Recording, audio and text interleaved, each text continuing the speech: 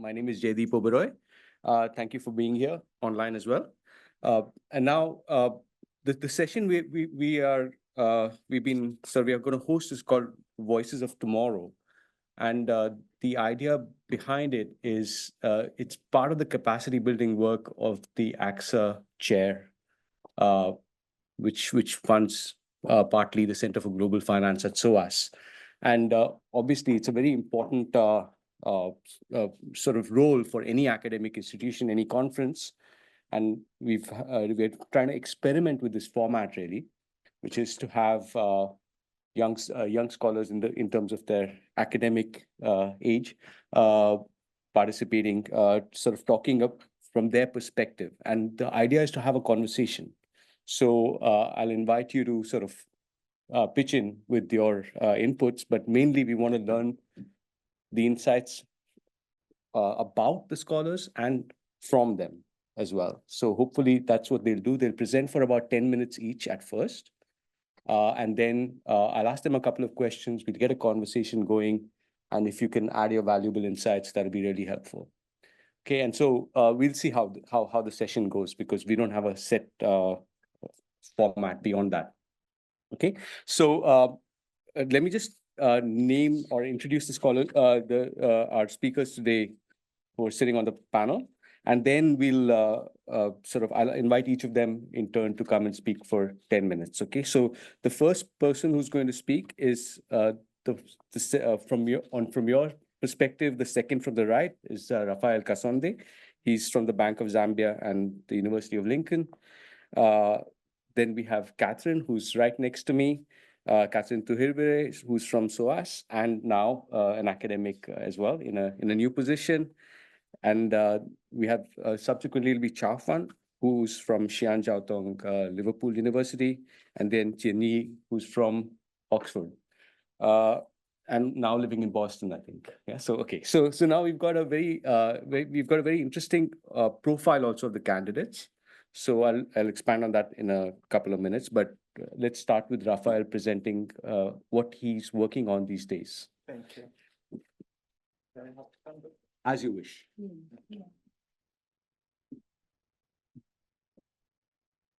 Good afternoon. Yeah, thank you. Afternoon. Yeah, thank you, Professor Bov, the chair, for the opportunity to be part of the distinguished panel, and for the chair of the session, Dr. Oberoi, and the rest of the colleagues. And Professor Murindo, of course, is the one who sort of introduced me to SOAS, and I've never looked back. So I'm talking about, Basel reforms and so on, which is sort of off the topic. The theme is about China and Africa. So to try and be as relevant as possible to the theme, I came with my flag. So Zambia celebrates 60 years of independence from the British rule on 24th of October, so in a month's time. And we are also celebrating 50 years of partnership with the People's Republic of China. So I think my topic now is relevant to the theme. Yeah. So I want to talk about capital requirements. So beyond Basel III. So, and I'll explain shortly. So I want to look at, I'm trying to look at the impact of significantly increasing the minimum capital requirements on bank risk and also on overall liquidity creation. I use a quasi-experimental approach. Okay. So in terms of the motivation, why talk about very high capital requirements? Yeah, and maybe to start with capital, a bank is a company and it requires capital. But in terms of banks, capital plays a much more deeper role. So in terms of capacity to absorb risk, given the business profile of banks. So I was motivated in terms of both theory and also empirical evidence. And the ongoing debate following Basel III, when Basel III was issued in December 2010, there have been some critics, academics and policymakers, that suggesting that the reforms have not gone very far in terms of trying to improve the resilience of banks and other financial institutions to shocks like the global financial crisis of 2007 and 2009. And of course, if you look at the most recent regional banking crisis in the US in 2023 and part of Europe, with the failure of Credit Suisse, which was a significant institution and Basel III compliant. So maybe the critics have been, right in that sense. So, so the objective, we want to assess, the dual effects of a significant increase in capital requirements.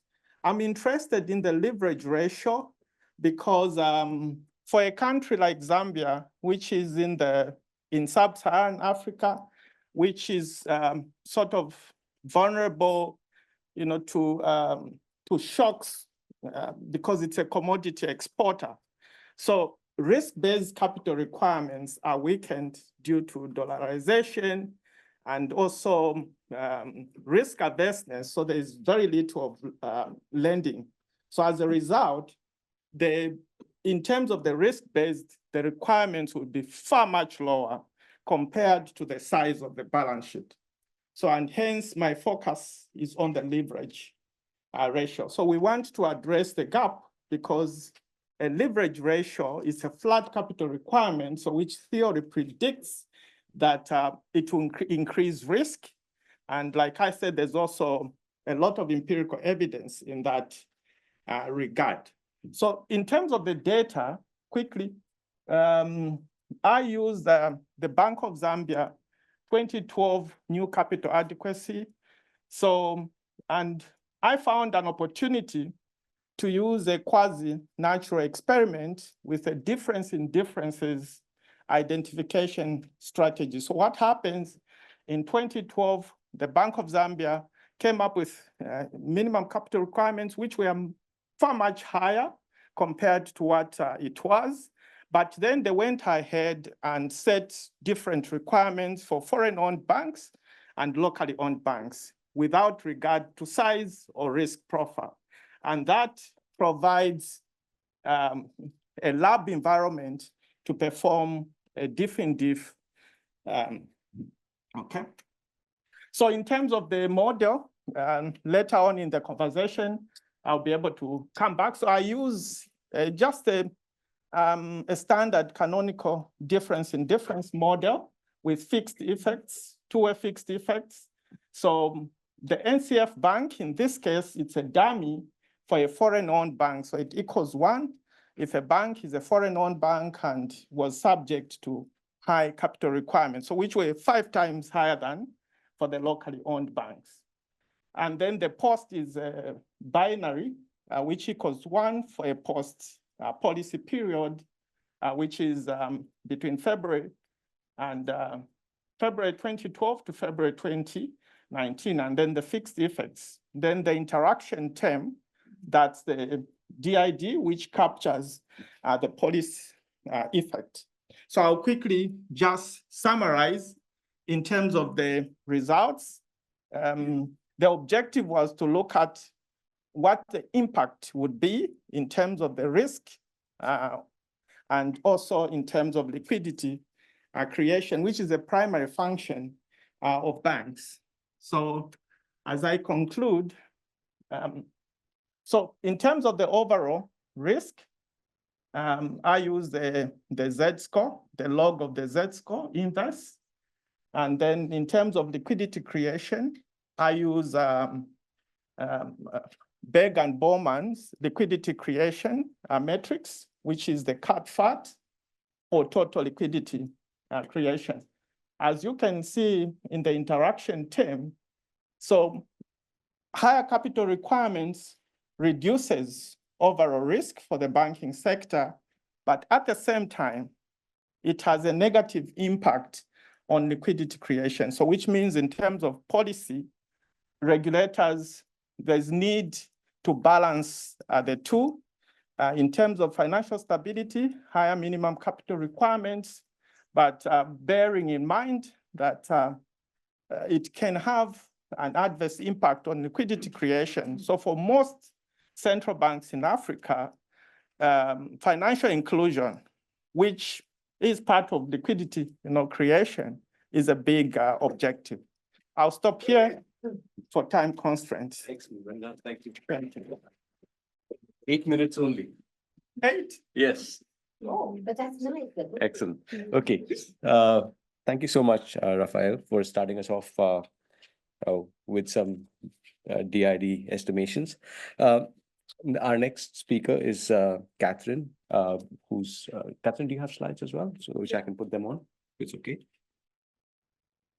Okay, good afternoon, everybody. My name is Catherine Tuhirirwe, and I've been a PhD student here, just about to defend. And what I'm presenting today is one of my chapters. It is a qualitative piece of work. So it's trying to understand how accountable we are as African governments when we seek credit from these countries.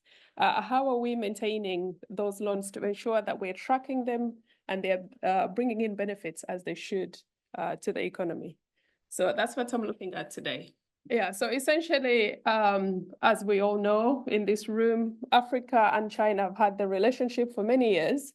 And currently, China is the largest bilateral lender in many of the countries in Africa. The statistics as of 2024, Africa has taken on 182 billion. And of course, we use the database that we all love from Boston University. So that's where I got that figure from. From what we see, the loans are funding a lot of projects, very crucial projects that essentially benefit the economies, but as well, it depends on how well we utilize them to benefit us as a people. So the main research problem we have is that as this relationship is evolving, there is a lot of blame on China. China being the superior partner, shall I call it superior? There is the criticism that it should do better for the recipient countries. But then on the other hand, I should also think we have governments that have evolved for many years. They should be mature enough to know what's good for their economy and what's not good, what credits will bring problems and what credits will not. So looking at exactly what our economies are doing to ensure accountability. So as we know, China gives loans that have no strings attached. They're not interested in auditing your books to know what you've done with the money. It's up to you as an economy to do what you need to do. And from what we saw from the study in 2021 by Chaofan and her colleagues, African governments have different levels of transparency in terms of what they reveal, either in terms of the credits that they get from different funders, as well as what they use those credits for. We saw in Cameroon, they have 100% transparency, but then it varies according to other governments. And in this, it's important to explain the two theories that help to explain. We have agency theory that guides in how governments represent the interests of the citizens and how they utilize the debt that they get. And from what we can see with the debt overhang problem, the debt overhang theory explains just how not well utilized some of this funding has been for our economies. And in the literature, we have good literature that shows the good relationship between the level of transparency and the borrowing costs. Some of the reasons why African governments are taking on credits with higher interest rates is because there is no comprehensive data that tells us a full picture of the borrower. And of course, once we don't have the literature, they are classed as risky borrowers. And the riskier you are, the higher the costs of borrowing. Then as well, we've had so much literature that has focused on what China is doing in Africa. and lots of literature is about that. But in terms of African countries being accountable, Phillips did a study in Ghana looking at the project in oil. This was done in 2019. So far, he's the only person that I have found who looks at the accountability on the African side. How are there systems in place to capture where the loans are going, what they're doing, what's expected out of them, and as well as in terms of enforcement. We all have local content bills now, but are they being followed up to ensure that the whoever the officials are enforcing those content laws as they're supposed to be enforced? So to understand this, I look at the frameworks that governments use to account for these different credits. And I'm looking at the period between 2000 and 2020. But to understand things better, I identify four countries, to get a good picture of it. So I use Kenya, Senegal, Uganda, and Zambia. And from what I found, each country has its own specific accountability frameworks. They'll have, of course, the usual Ministry of Finance to engineer these deliberations. They'll also have debt management offices that make sure that they are tracking this debt and, of course, making repayments as needed. Then additionally, they also have the Office of the Auditor General to go through the books of the Ministry of Finance every year to ensure that everything has gone according to plan. So as it is, we have systems that could be satisfactory to an extent, but we shall see how things develop. Then in terms of the common frameworks, we have, of course, the World Bank provided frameworks. They go into these countries, collect the data with regard to what systems they have in terms of debt management.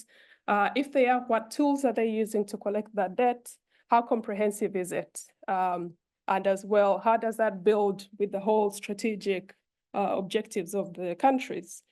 So from what I could find, looking at the debt management performance assessment under the World Bank, looking at the management processes that these countries have, many of them have deficiencies in terms of not being able to have comprehensive systems in place to make sure that they are capturing enough data that they need to capture. And additionally, because we have a lot of digital products that are coming up and evolving in the financial space, many of the systems don't have the capability to track and create policies for these sorts of instruments. So while you find we have some embedded within the Chinese loan contracts, there are no systems in place in these countries to capture some of those items. And this becomes problematic, of course, where they've used it, it's not captured in the system. That becomes difficult for them to account for it, as well as have systems in place to repay it. Then when we look at the global partnerships for effective development, these also assess how well the public as well as the private sector work together to ensure that there is collaboration in loan management. When we look at this, we discover that in all the sample countries, the debt is well disbursed within the financial year, but the main deficiencies come where we have the legislature overseeing these loan contracts. So negotiations will begin, everything will kick off.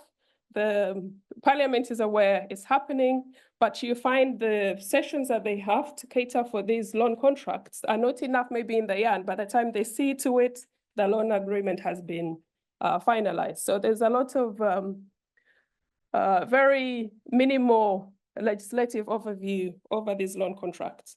In terms of numbers, if I have a look, for example, in Kenya, only 66%, this is in the year 2018, 66% was overviewed by legislature. In Senegal did better at 72, Uganda is 49, and Zambia is 54. So there's a lot of other loans that are agreed and they've not been overseen by legislature. Then something else that is problematic when we come to accountability mechanisms. If you get a loan from the Western lenders, they come with a package of their own accountability mechanisms, and you're supposed to use this to account for the loans. To a smaller extent, our economies have those systems, but it's very, very few to enforce on a Western lender to say, we'll use our systems, just provide the loan. So you find there's a lot of use of lender-provided accountability mechanisms. Then again, in terms of numbers, in Kenya, in 2018 was up to 63%, Senegal was 68%, Uganda was 56%, and for Zambia, we have no data because these frameworks are voluntary. So in some reporting rounds, some of these countries don't partake. So in terms of data, we're still doing quite badly. So we're not able to capture the full picture in order to make sense of what the numbers are saying to these countries. Then I also had a look at debt reporting heat maps. These are looking at how transparent the debt practices are within these countries. And what I discover is over the years, some countries do put in data, other countries don't. But the major problem that has come about is for the recent loans that they've signed, especially, of course, with the recent years, many of the loan contracts that have been agreed with China, this data is not captured in real time. So like now, if you go to a country in Africa, most likely, in one of them, you'll find the last loan that's been recorded in the books will probably be like 2020, 2021. But then they've taken on several other loans. So between there and now, and 2024, we don't have the full picture of those loan contracts. So this was a problem across all the 4 sample countries, and generally in Africa, really. The only country where it was better was in Zambia. But then, because Zambia went through restructuring, that could explain why they had to feed the system with all the data of loans that they've taken on. But minus that, there is not comprehensive data regarding that. Then something else we have is while we have like 2 different bodies looking at the data. In some cases, you have the debt management office handling that, but then under like the Office of the Auditor General, they'll have another body that's overseeing the debt. So in some countries like Uganda, the data that the Ministry of Finance has and what the Office of the Auditor General has is not synced. So whatever they are critiquing, you find is not the full picture that's in the Ministry of Finance. Then, of course, we have the issue of the debt ceilings as well. In terms of being accountable to the citizens, many countries have taken on a lot more debt than they should take. So many of the countries, the sample countries, all of them except Senegal and Uganda were kind of near the ceiling of the regional bodies, but Uganda and Zambia, Kenya and Zambia have hit their regional body ceilings, and the IMF, 35% as well. All of them have borrowed over that threshold. So there is lack of accountability there in terms of what the economy itself can handle in terms of debt. So I'll stop there for now, but to conclude in terms of the issues that we found, legislative frameworks are not comprehensive, and as well, the legislative overview needs to be better than what it is now, as well as the data systems, data recording systems, hence why I proposed earlier to AERC, if we could have a system that captures data real time in Africa. So ideally, it's a big comprehensive project that would need collaboration from all countries. So what I would probably suppose is for the governments to get together and find a system that works across and can be implemented across each of these countries to ensure that we have real data that's captured within Africa and is synced across all the recording bodies. And little by little, once we have that system, we can have an accountability framework that works across each country. Yet again, we're working in a system where we have now regional projects cutting across different countries. The easier we have systems, the quicker rather that we have systems that are synced and work well for each and every country that's within the partnership and across Africa, the better it is for all of us to grow and utilize these loans for better. Thank you. Thank you so much, Catherine. Thank you. So, are we helping with that? Because I'm not sure, I'll mess it up again. So we've now had we've had Raphael talk about the impacts, like direct impact of policy, so the direct impact of regulation maybe on both risk and liquidity. Catherine has talked about specifically about loan contracts and gone into depth on that. So next, I'm sorry, Chaofan, not Chaofan, sorry. Chaofan will be talking about knowledge transfer, specifically from China to Africa. So we're going closer and closer to the theme of the conference, right?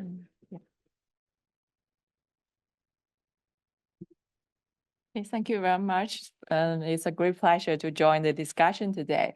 My topic is about knowledge transfer in China-Africa relations and the transformative impacts on the African countries. It's based on field work from Ethiopia and Nigeria. I specifically focus on 3 sectors, which is telecom, and that's a representative of technological intensive sector. And the second is construction sector. That's a representative of, of capital intensive sector. And lastly, the manufacturing, that's labor intensive. And I use 9 criteria to measure the knowledge transfer from Chinese to African companies, basically including new technology, product development, production process, work ethics, business proposals, success and failure stories, etc., which is adopted from international business literature, the knowledge transfer criteria from headquarters to its international subsidiaries. The major finding is that actually the high-tech sectors have a higher level of knowledge transfer than low-tech sector, manufacturing sector. So which is contrary to the expectation of flying geese model, which would expect that the manufacturing sector, that Africa have the comparative advantage in terms of labor. The manufacturing sector would bring more knowledge transfer, but actually my results shows the opposite. So why this is the case? I look into the relationship between Chinese and African companies. So for telecom sector, I focus on Huawei. For the relation between Huawei and the local companies, mainly the African company, they serve as the subcontractors for Huawei.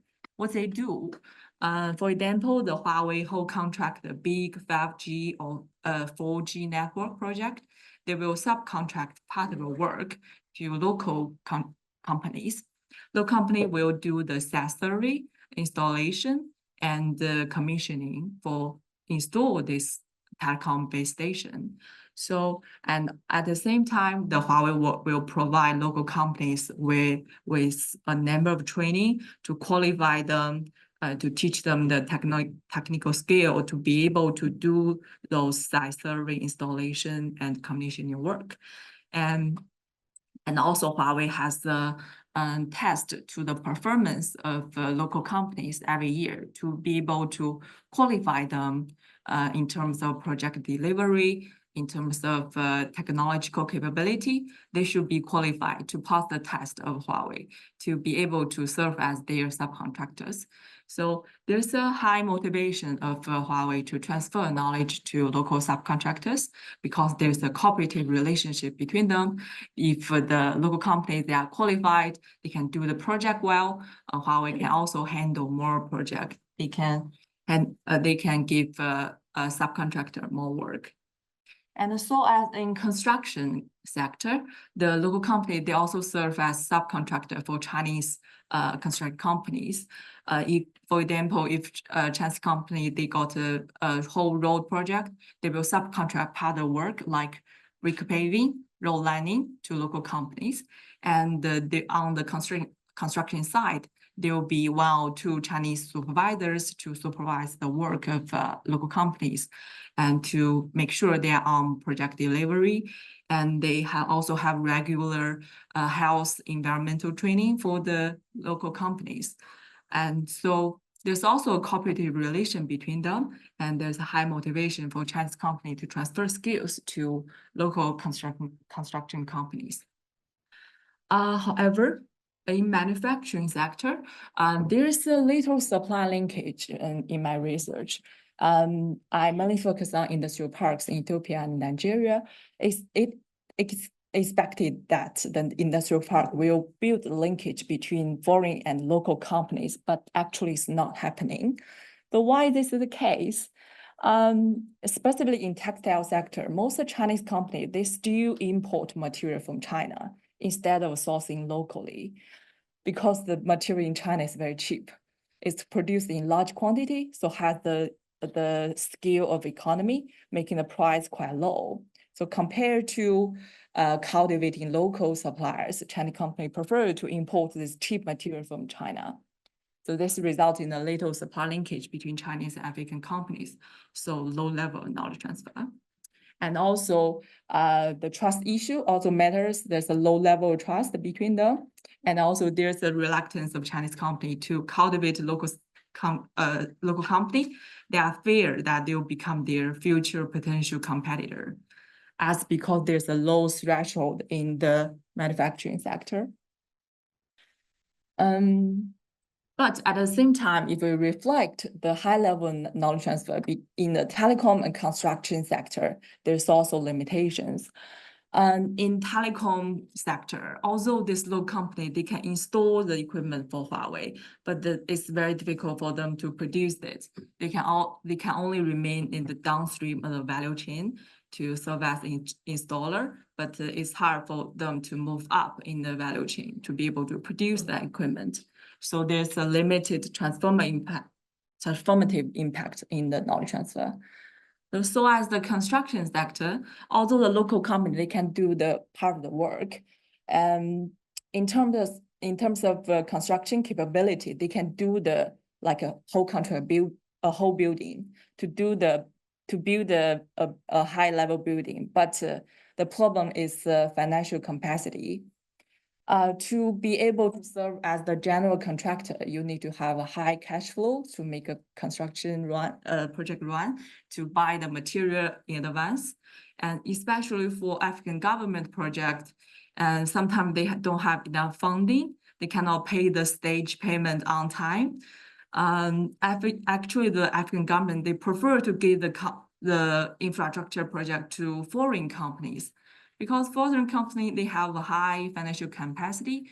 If they cannot pay the stage payments on time, the foreign company will still work. But for local company, if they do not get payments, they will just stop the project. So basically, the financial capacity also limits the local company to move up in the value chain. So come to my conclusion briefly. There's a knowledge transfer, but it's limited to high-tech and capital-intensive sectors, where there's a cooperative relationship between Chinese and African companies. But there's a few transformative impacts because of the technological threshold and the capital threshold. This is the tension between the old and the new industrial establishment, which haven't been adequately addressed by flying geese model. Okay, thank you. Thank you so much. That's thought-provoking, or how the Chinese companies are protecting their profit moats. Now, the next speaker, Tianyi, is going to take us further down this journey of what's been going on at the conference, which is to talk about basically the agency shifting a little bit more to the African side now, right? So the networks and the decision-making patterns for how the managers in Africa borrow and diversify the sources of their borrowing within China. Yes. Hi, everyone. My name is Tianyi. I'm a DPhil student at University of Oxford, as well as a fellow at BU GDP Center. My background is in international political economy, as well as international relations. So my work is basically trying to do two things. First is to understand the drivers and mechanisms that shape Chinese infrastructure credit provision in Africa. And then secondly, I'm very interested in open up the black box of non-monolithic China and Africa in decision-making. So this research is first motivated by one empirical puzzle, that is, why do we see Chinese creditor diversification in some African countries, but not the others? For example, in Kenya and Nigeria, we're able to see that they borrowed almost exclusively from Policy Bank for infrastructure projects since early 2000 and continue to do so right now. Whereas in countries like Ghana and Zambia, they started borrowing from Policy Bank as well, but around 2010, they started to diversify towards borrowing from Chinese commercial creditors, meaning state-owned commercial banks, as well as Chinese contractors, both state-owned as well as those of private portfolio. Of course, people would ask, why should we care about this phenomenon at all? Chinese credit diversification, as I argue, carries significant public and debt management implications, as well as infrastructure governance, and of course, debt stress implication. And all these things today, I would not have time to go deeper into, but will be discussed in an upcoming ODI paper in mid-September, co-authored by me and colleague Yunan Chen. I based my research in the literature that discussed the driver and mechanisms concerning Chinese overseas lending in Africa, as well as overseas in general. And this research is a mixed method research. And today I'll be mainly talking about the qualitative part, which is based on grounded theory, comparative case studies, as well as process tracing, using semi-structured interviews through my fieldwork in Ghana, Zambia, and China, unpacking the decision-making processes of 53 infrastructure loans through 100+ interviews. I will be briefly presenting some of the theories I generated through this exercise, and it's preparing me for the next stage of quantitative regression, panel data regression hypothesis testing stage. So the first empirical finding I want to discuss with you is that credit diversification can be seen as a decision-making outcomes of parallel project/loan origination processes and financial networks.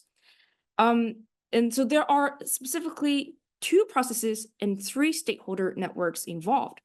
So instead of imagining all the borrowers and lenders and all the intermediaries between one specific African countries as well as China discussing a connected project and how the finance is weaved through, the reality is this process concerning Policy Bank and commercial creditors are highly separated, fragmented, and uncoordinated. And then the financial networks of Exim Bank, CDB, as well as commercial creditors also differ, engaging with various sets of statal, substatal, parastatal, and non-statal stakeholders, although overlaps do exist. So what does it look like in practice? In terms of policy comparison, we're able to see policy banks follow a very structured process, actually, including project scoping, loan pre-application, and then high-level loan pledges, and then coming back to the detailed financing and project specification before committing to loan at the individual level. Whereas commercial creditors, on the other hand, they do not involve a loan pledge stage at the diplomatic events, if you read the commitments carefully. So this is the policy bank process, and this is the commercial creditor processes. A bit further on, let's look at the stakeholder engagement. We're able to see that policy banks have a more institutionalized and formal project lending processes, meaning that the stakeholders involved in this process, their roles are actually pretty consistent across different stages. And the negotiation often take place at the bureaucratic and diplomatic tables, whereas, of course, the CDB-backed loans are more engaging at the diplomatic events, whereas the Exim Bank loans, the details of them are actually negotiated at the bureaucratic offices. Hence, there are a slightly 2 variation. Whereas commercial banks have a less institutionalized and formal project lending processes with stakeholders doing various type of roles across different roles. And the negotiating tables are also less predictable. Sometimes they happen at political party level, sometimes at bureaucratic office level, and sometimes at diplomatic level at both central stage and provincial stage. However, we're able to see one common thread that is through all these processes in the works, which is for both policy banks and commercial creditors, the common role of a transnational state business alliances between the Chinese contractors and the African bureaucracies and political elites at the center of sourcing project financing. And we're able to come back to this point later. But now let's think about what does it mean. Sorry, now I want to move on to the second empirical findings I want to talk about, which is during my interview, I did specifically ask each stakeholders on this question: why did commercial creditors funded deals were not considered through policy bank lending? Mostly because policy lending tend to be more concessional and they're longer structured, much more long-term, and have a bit of leverage in terms of weaving different political influence into negotiating the deals. Is it because there are different sets of push and pull factors directing these lending, meaning that the push and pull factors pushing the policy banks are actually different from the commercial banks, deriving from the existing literature? But in fact, what we find is both policy bank and commercial creditors lending are propelled by dynamic and multiple factors with a multiple level of agencies. We're able to see stakeholders referencing geopolitical, resources, industrial, and commercial logic from the Chinese side, as well as the national development goal, partisan, rent-seeking, promotion-seeking motives from the African side. And the stakeholders involved are across different levels. So the multiple agencies' priorities matters for all Chinese creditors. For an example would be a high-level engagement at time A could have led to policy bank lending at one time, but then also led to commercial bank lending in other occasions. Risk assessment also matters. An example would be Sino Shore Guarantee can both block China Development Bank's loan and as well as commercial creditors lending. And here I quote the reasons why commercial creditors funding were not considered through policy bank lending by several of the interviewees is that sourcing lending from China is an exercise of consensus building and aligning priorities among stakeholders rather than the command and control by certain dominant stakeholders. They talk about piecing the puzzle together, and then any missing pieces will make the deal fall apart. The missing pieces are very much diversified in terms of their characteristics. So it creates a lot of hassle for me to understand, okay, so where's the theory coming from? Am I going to fail this PhD? Because the reasons here are so diverse. Sometimes because the policy bank's credits were not fast enough, they're denied by, say, Zambian or Ghanaian officials linking to their electoral needs. Sometimes they reach the national quota of policy banks, or they prefer certain companies over others. Other times, it's the difficult timing of negotiation that collapses with a certain difficult timing and patches relationship between the governments. And then there are also IMF constraints and international global economic structures that creates barriers for certain lending to happen. So how do we understand this? And then connecting back with the very beginning of this puzzle of Chinese commercial credit diversification. From the networks that we were able to examine, I think credit diversification, meaning that answering this is to answer why is there a stronger momentum for developing new processes and networks around commercial creditors in Zambia and Ghana, where the policy bank networks continue to dominate these credit provision in Kenya and Nigeria. With the missing pieces empirical findings, it also helps us to understand the question credit diversification as why were there more missing pieces in the case of Zambia and Ghana, where making consensus building around policy bank less viable, but there were favoring commercial bank lending compared with Kenya and Nigeria. So here I proposed two independent variables. One is the policy stability, measuring three dimensions. One is domestic policy structure, second is bilateral policy structure, and the third is international policy structure as the first hypothesis. Here I hypothesize that high policy stability will lead to stable push and pull factors, allowing in existing transnational state-based alliances to reinforce existing networks, resulting in low diversification. And the second independent variables I propose is to look at the diversity of Chinese companies in African countries by their ownership background, by their size, and by their firm specialization in host country. Here I propose that high diversity of the Chinese companies would foster a competitive transnational state business alliances, leading to a fragmented networks, resulting in high diversification. And here I welcome any comments in terms of how to operationalize and measure all these different dynamics. And please let me know how you think of this story and if you believe that there are missing pieces in the stories as well. Thank you very much.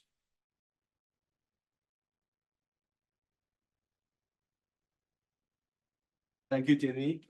First of all, I should say I have a lot of hope for the future because the average time taken was 10 minutes each. So there you go.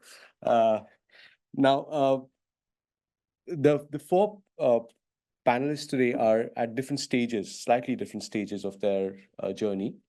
So before we talk about their research, I'm going to ask them one question each just to sort of try and get in the spirit of this session. So let me just first explain the context. So Catherine is just about to defend her thesis. She's already in an academic, she's been offered an academic position. Raphael has promised to go back and work for his bank. And Chaofan and Tianyi are about a year out from their job search, from their active job search. So I should say that probably a positive, successful outcome of this session would be a couple of job offers. Yeah. So now in terms of questions, maybe I'll just follow the sequence of where they are in their careers and see what they can share with us about their experience. So I'll start with Catherine first and ask Catherine, how has it been to just be on the cusp of making this transition from being a PhD student? Okay, thank you, Chair. I must say, it's been a very, very interesting journey, very stressful sometimes. This subject becomes when I started it, it was very thorny. I think at the time it was still very difficult to talk about China-Africa relations. My interest, I think, started like in 2016. I wanted to do it for my master's dissertation. I was told it's going to be difficult to leave it alone. But my interest was still there. But when it came to PhD, I was allowed to pursue this. And I must say, for me to grow and understand the area better, I have literally, through COVID, I must have attended every seminar that happened on China-Africa.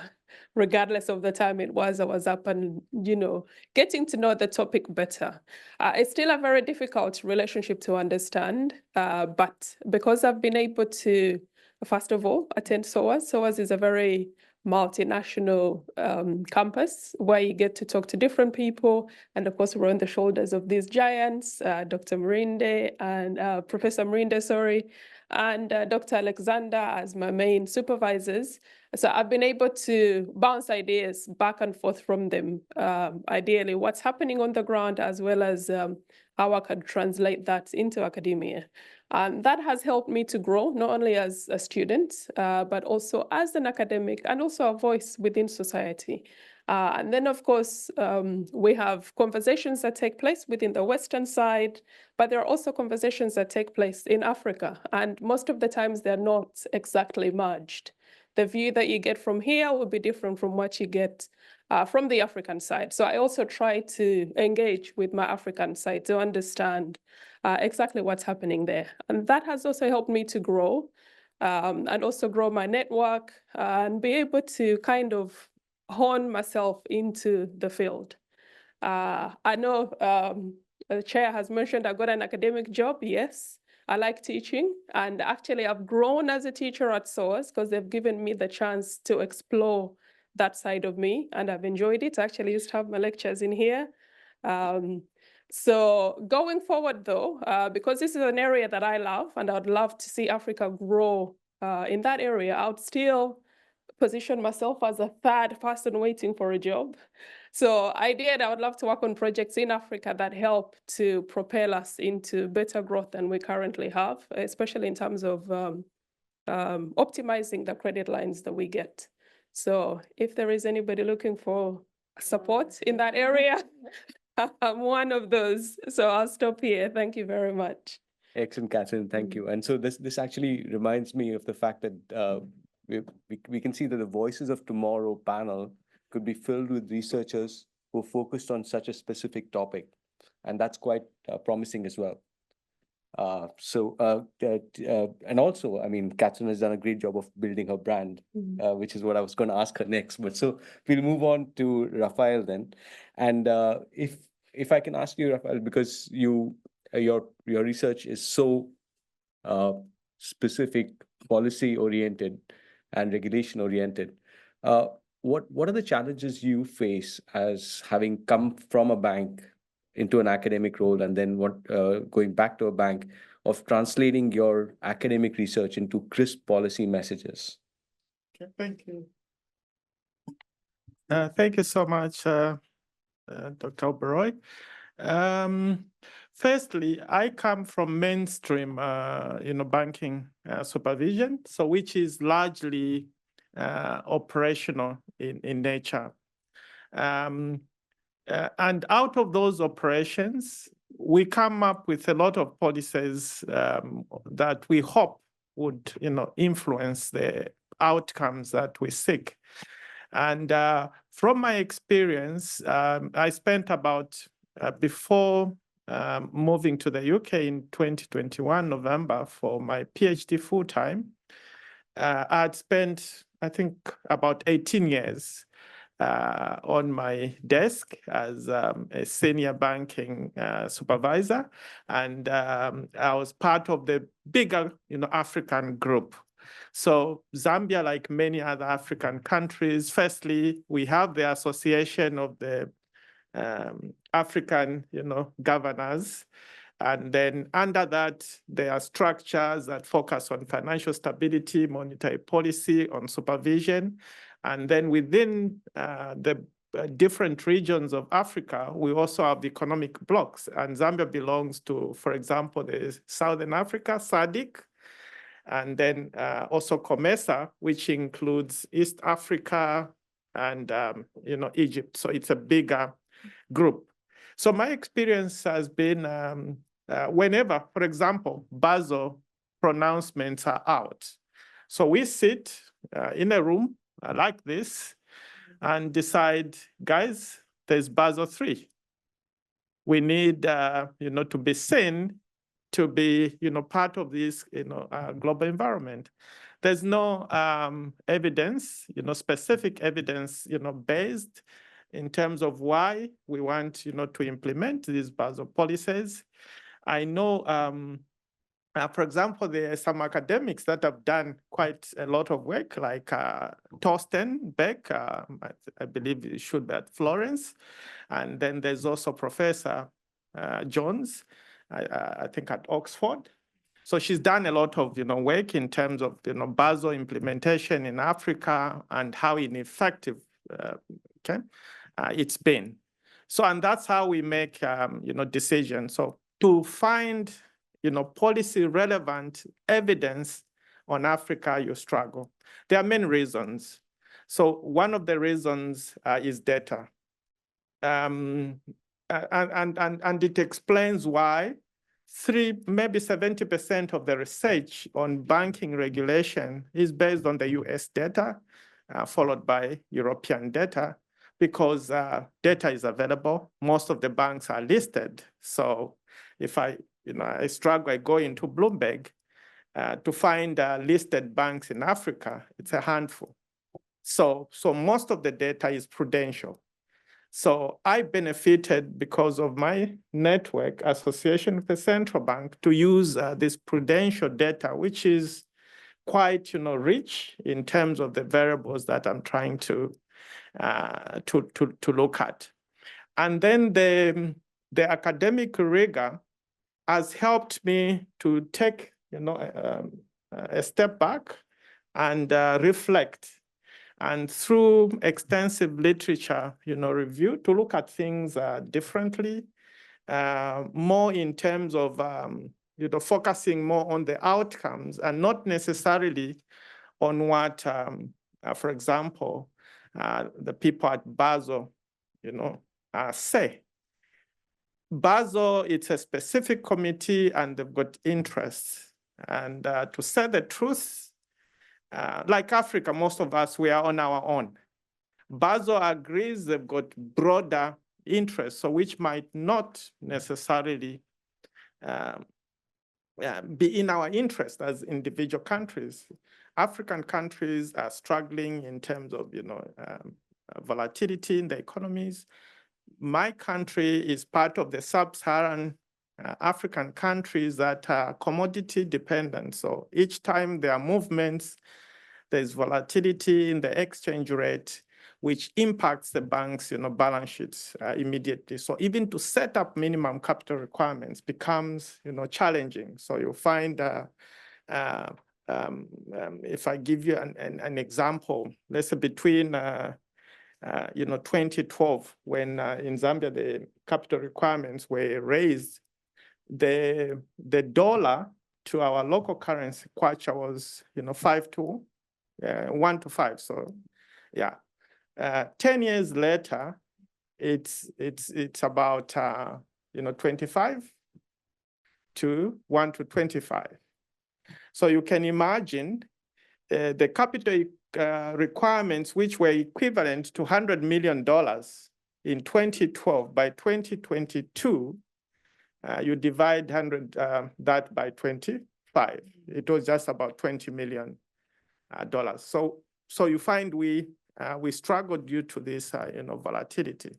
So it was one of the motivation in terms of how do we come up with policies that properly reflect the challenges that we are going through, but they are robust enough in terms of looking at other aspects. So for example, I started with risk, and I ended up looking at the liquidity aspects.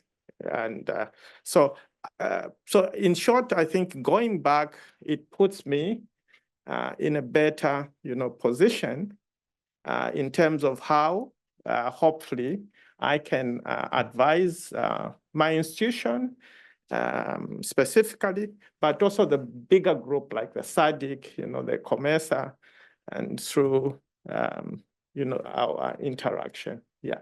Excellent. Thank you. Thank you so much, Raphael. So I'll move to Chaofan, who's who's basically had a slightly different background, starting her research into in the journey into her business studies. She studied English and China studies originally, and so Chaofan, I think the question I have for you is, from what I understand, your career objectives are a little bit more sort of application oriented, business oriented, and so you've gone into an academic field where you didn't come from the exact same background. So maybe you can just share with us the challenges you faced in making these different transitions and pitching your research in the right spot. Yeah, thank you very much. Yes, my background comes from English and communication, and it's I think this is a learning by doing process. And my home university is located in Suzhou Industrial Park, which is one of the top industrial park in China. So we got visiting from different industrial park stakeholders in Africa, like Lekki, Fruitridon in Nigeria, and Ethiopia Eastern Industrial Park. So we got communication from this different industrial park in Africa. So I take advantage of this location advantage to reach out to industrial park in Africa. That's how I began my Africa journey. I would say it's really exciting. And in 2019, that's my first time to Africa, Ethiopia. Basically, that's really come to a different world, I would say. It seems like I come back to China 20 years ago. And at the same time, I see the whole huge potential that how China comes through before the reform and opening up. It can be prospect that maybe Africa will experience a similar route. So that's raised my great interest in this topic to explore how Africa will develop. Yeah, and also I was in Africa for field work for 3 months, and lots of Chinese company basically very surprised to see me. Wow, a lady come alone to Africa, to Nigeria, and so at the same time received lots of help from Chinese companies. I indeed learned a lot of help from Chinese company and Chinese industrial loans. And also one challenge for me is to reach out to African companies. And the Chinese company did introduce me a lot to their local partners, like Huawei and China Civil Engineering. And yeah, in terms of this really helped me build up the data access. Also, this exciting fieldwork experience teach me like how to ask for help when you are in an innocent place, and to really be clever, to be safe, and to reach out to contacts. Yeah, thank you. Thank you. So you had this sort of China-focused, China-centric view of, because of the background which you started your research. So Tianyi, I'm going to ask you a slightly different version of the question. So you've got two different challenges that you've dealt with having done your research at Oxford. One, I think, is to sell the mixed methods that you're using. And second, to probably make people aware of how important your research is. So do you want to share how you've come across that? Yeah, for sure. I think I have one answer for both questions. That is, first, my research has been motivated by how my research can contribute to a world better led, served, and governed with decolonizing voices. A very practical orientated perspective has been very much the Beloved School of Government in public policies. Hence, we understand that the policies problems are very much complicated. Not one method is needed. And to unpack different puzzles, different pieces of the puzzles, we need to use the tools that is the most relevant. I think I was very lucky enough to situate myself in a space that mixed methods was very encouraged, rather than being discouraged in other more traditional type of school, which focus more purely on theoretical building. And I think because of this strong policy hook, the story of China and Africa, like I mentioned in my own research, is it's not monolithic. It's very diverse, very complex. There are so many different angles. The fact that this is such a multidisciplinary field also proves to us that for each stakeholders, there are insights and pieces they're looking for. I did learn a lot in terms of having 1,000 faces for my own research. Specifically, I share the same experience is when I reach out to, for example, Zambian counterparts, I would try to bring out the policy implications of this research in thinking about debt management, thinking about project scoping, thinking about debt negotiation, and what are the interesting parts from this research that benefit the government. When I reach to stakeholders in Beijing, and trust me, even being a Chinese these days, talking to top officials in Beijing is very hush-hush. I was able to walk into the Ministry of Foreign Affairs in Zambia with no one blocking me, surprisingly. Don't do that often, though. It's not, do come with a research letter. But if I do that in China, I think I won't be sitting here today.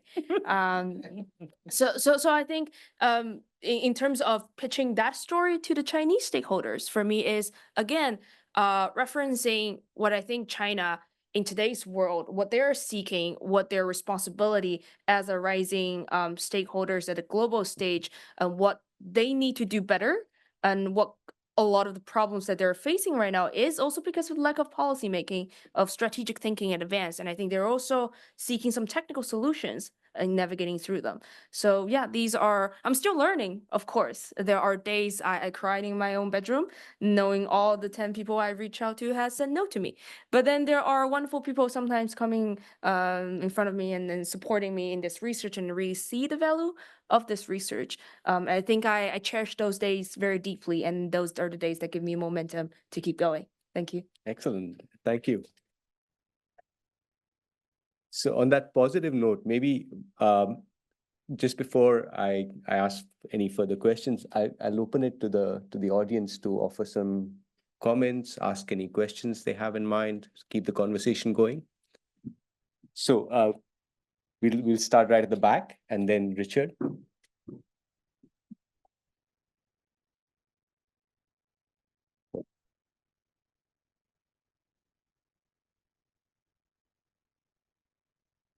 So my question to Catherine is that, Catherine, in your research, did you look into the PFM reforms that had been carried out in these countries?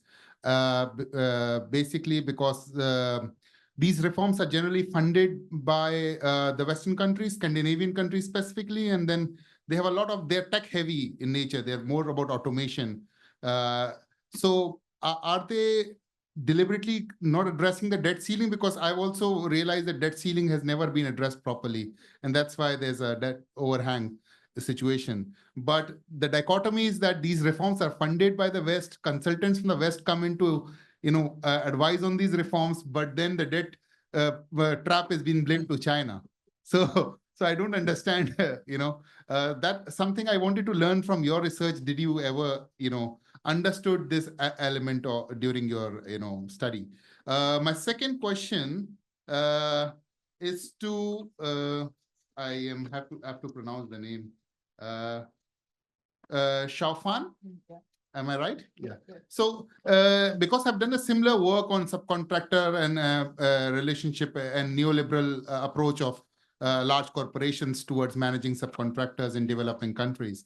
I wanted to learn from you, is there any protective measures which you realized with governments have to protect the SMEs and subcontractors from exploitation and not exploiting informal wage structures, which leads to high level of inequality even when the large international partner is coming and executing projects, but also exploiting informal like subcontractors and using informality, which leads to very lower wages and better worse life conditions and less skill development. So these are the two questions. Thank you, Weber, for your two questions. So we'll collect two more. So next is Richard and then Dirk. Okay. First comment, we advised the sorry.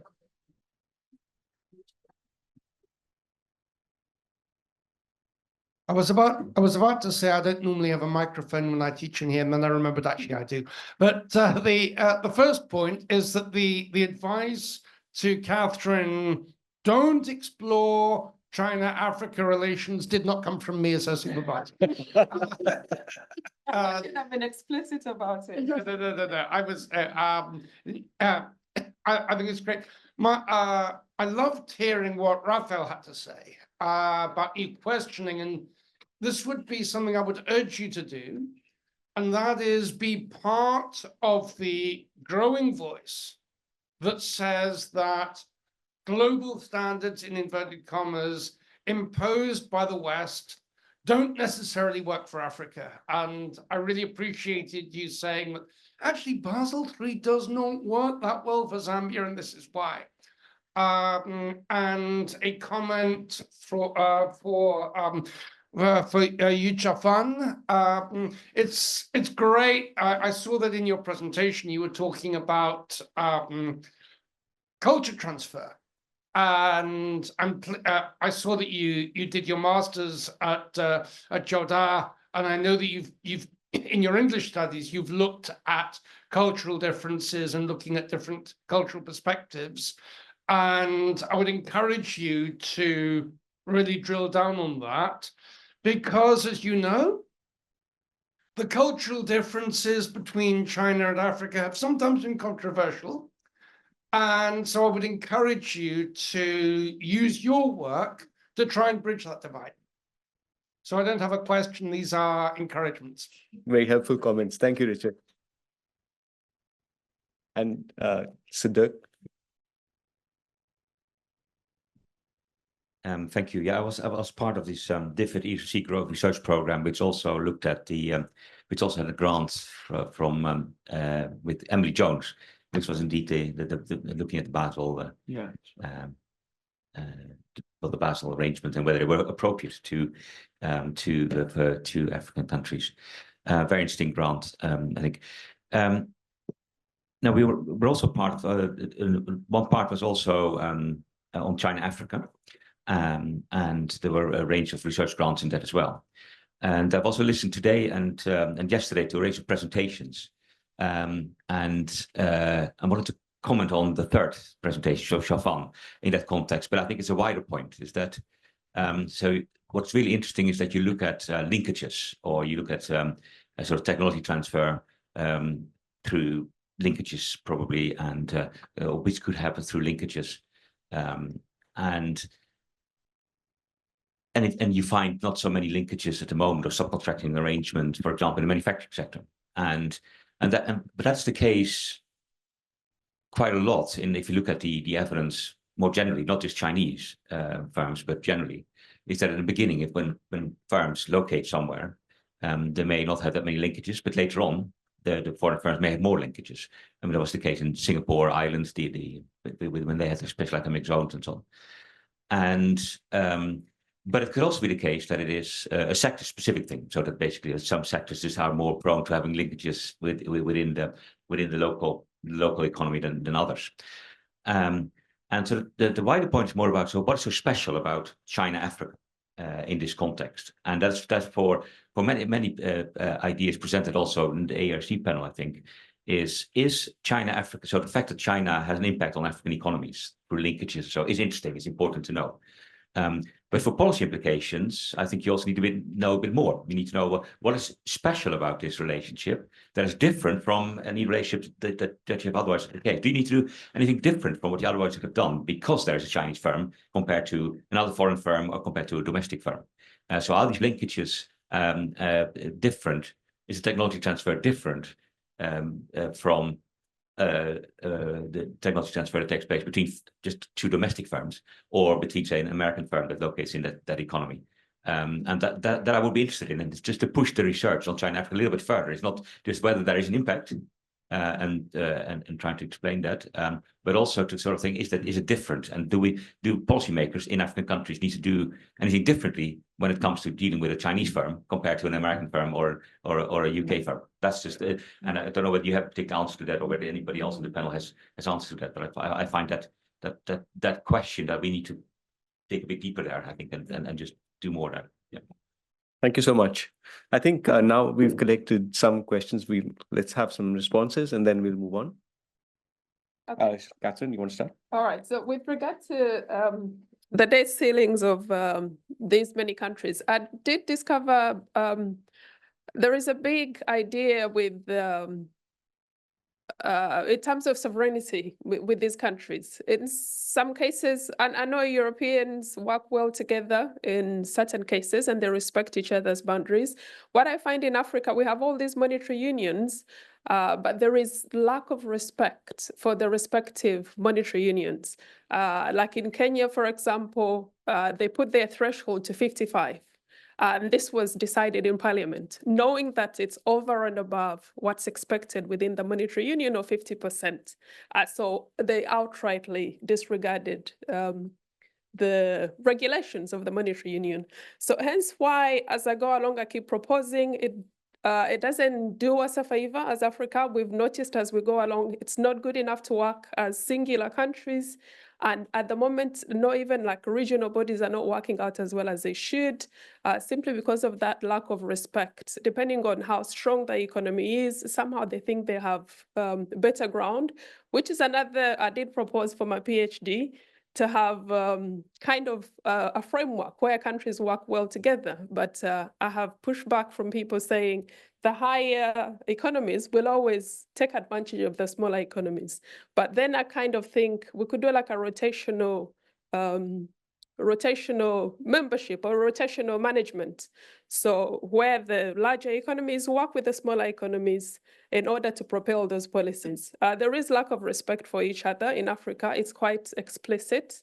And I think that's where many of the main problems come from. So they do disregard them simply because maybe you're a middle income country, your other fellow members within the group are low income countries. They have no say in this matter, whether you disregard it or not. So I think that's the major thing that I see. The policies are there most of the times, even the systems are there, but just the lack of respect in terms of boundaries is a major problem.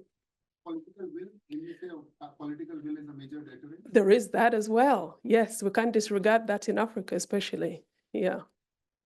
Thank you. Do you wanna? Thank you very much for interesting questions. Indeed, reminds me of lots of details from my fieldwork. The first about the African government's protective policy to its local company on two aspects. The first is in construction. Some construction project that's owned by African governments, they would enforce some local content, like require 30% of the construction need to be done by their local company. That's their protective policy. And the second, in the textile sector, Ethiopia government now already forbid to import raw fabric. That's the gray one, gray raw fabric. So to enforce, to forbid to import the dye already dyed, like has color fabric. So they want to enforce more dyeing and printing to dye in Ethiopia. That's also their protective policy. Yeah. And for the second question about the culture difference, yeah, I really appreciate that the very big topic that can dig deeper into that. And indeed, I found lots of Chinese companies that there's low trust with African companies because of the culture difference, especially the language difference, and compared to Indian, Lebanese, and European companies which come to Africa maybe 50 years ago. The Chinese company only come in this 20 years, only surge up this 20 years. So there's a short history of interaction, which really shaped the low trust between Chinese and African companies. And also one interviewee very interesting mentioned that you saw lots of intermarriage between African and European, but it's very scarcely to saw that the Chinese-African marriage is also maybe reflected the culture barrier in there. Smile, because I just imagine the scene when you tell your parents you're marrying an African. True, my father is here.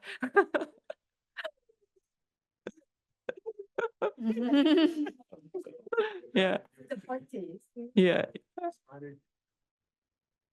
No, that's Sorry, a big away from topic. it's about cultural Yeah. interaction. Yeah. So the culture lay the basic trust and understanding. And the last question about compare the different involvement in Africa. Yeah, indeed, I touch upon a bit Turkish company and the U.S. engagement. So I have an upcoming manuscript about compare the Turkish and the Chinese engagement. I found that in terms of financing, there's a major difference. For Chinese state-owned companies, financing is from Chinese central bank, CDB, Exim Bank. But for Turkish company, they have to sourcing international financing. So it's not a lot of state financing provided by Turkish state. Please. In terms of impact. So it's the same type of firm. It's a manufacturing firm in Ethiopia, whatever, different from a Chinese firm is manufacturing in Ethiopia. In terms of impact, in terms of linkages. Yeah, that's a very interesting topic to explore. I just have a little clue from my interview. That's one Ethiopian company that I work with US company. They told me that for US company, they just email them like what need to be done. They never saw the person, the manager in person. But for Chinese company, they would dispatch one or two supervisor on site to actually teach them how to do it. But for US company, just email them like what to be done. You just do it, and they never have a teaching process. And which one do they prefer? They actually prefer Chinese company. That will be more tutorial. Yeah. Thank you. And so maybe Raphael and Tianyi, if you have any comments on the broader aspect of Dirk's question, which is what specifically should you be studying about China and Africa? Like why should that be different in some way? Yeah, for me, having sat here and listened to presentation, one presentation after the other, And in terms of all the commitments from the Chinese, officials, the Africans, our governments and so on. So there's this, trade, so which we are emphasizing, and a lot of cooperation between China and Africa. Unfortunately, what I haven't seen, the influence of Chinese, banks in Africa. So, for example, Bank of China has been in Africa. Specifically, I think the Bank of China started in Zambia, like 97.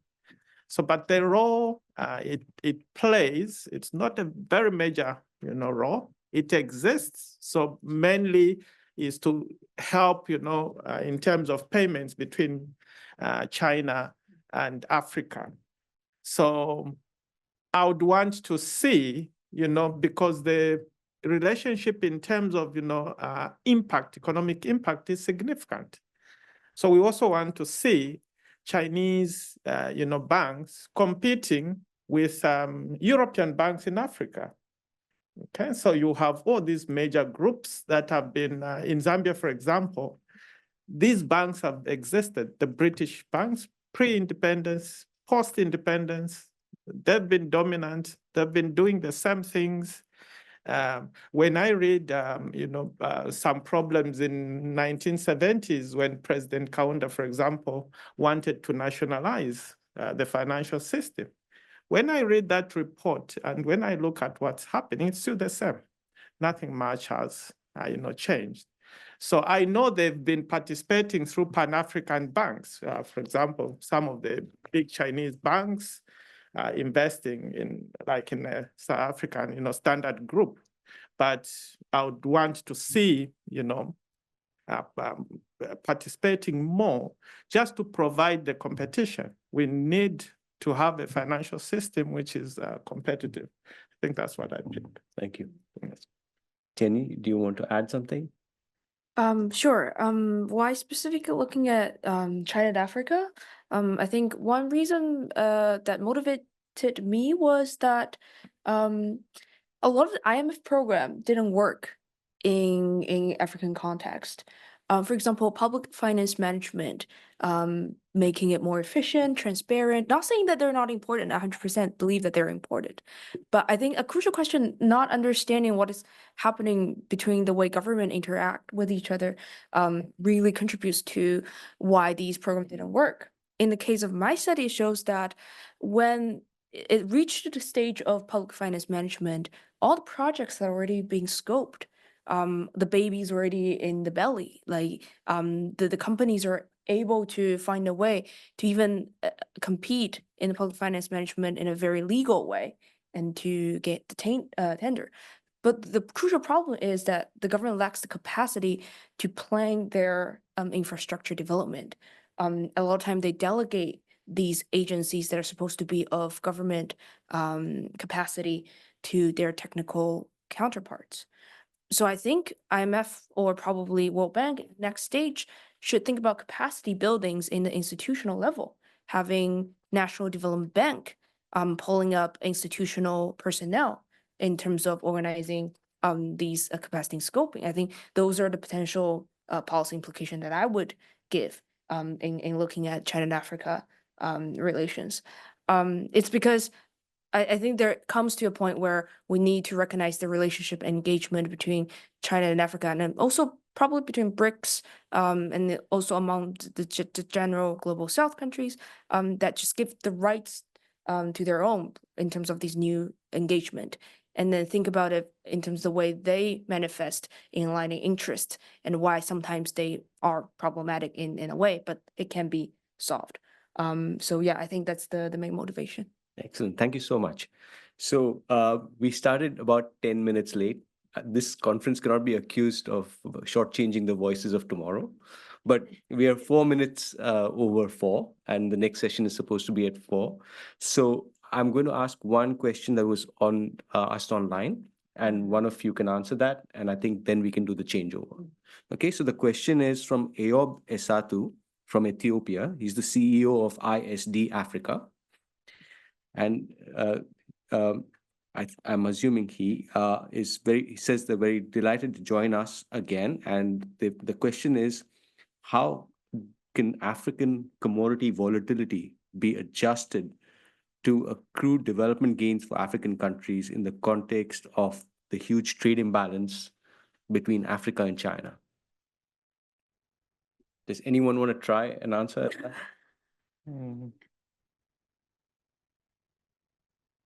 Or maybe someone in the audience.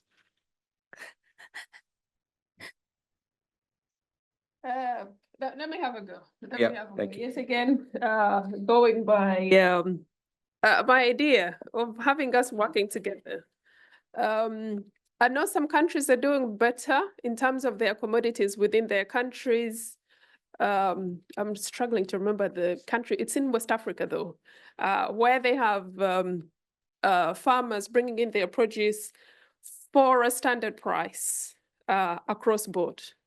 In different countries, if I can cite an example of like Uganda, you find like the coffee, let's say that comes from some of the prominent farmers will attract a different price compared to what the other farmers' produce is priced at. So it's a case of starting from the ground, from like the individual country level, making sure that the produce that we have within the countries is standardized. You have the quality that you expect, the farmers are aware, and you're able to price that produce at a particular price. And once we have that established within the countries, then we're able to look at what we've got and where it's going and be able to price it for our external customers. In that manner, regardless of whether we have changes in supply or not within the country, we know exactly where the price points are. If we know it's a scarcity period, definitely the prices will go up. And if it's not, we regulate them according to what we have agreed within the borders. So ideally, we would start within the countries. We're not at the moment very great at doing that. And once we have the price points established for different periods, of course, depending on the seasons, then we're able to price ourselves. Same as with natural resources. If we think oil as well as minerals, we have different price points, yet it's kind of the same product across. So we kind of need to just work together and establish those price points. Once we do it, then we avoid the whole volatility situation. It's happening because we have different powers negotiating individually, and the better the negotiation power, the higher the price that you'll attract. And of course, that brings about volatility.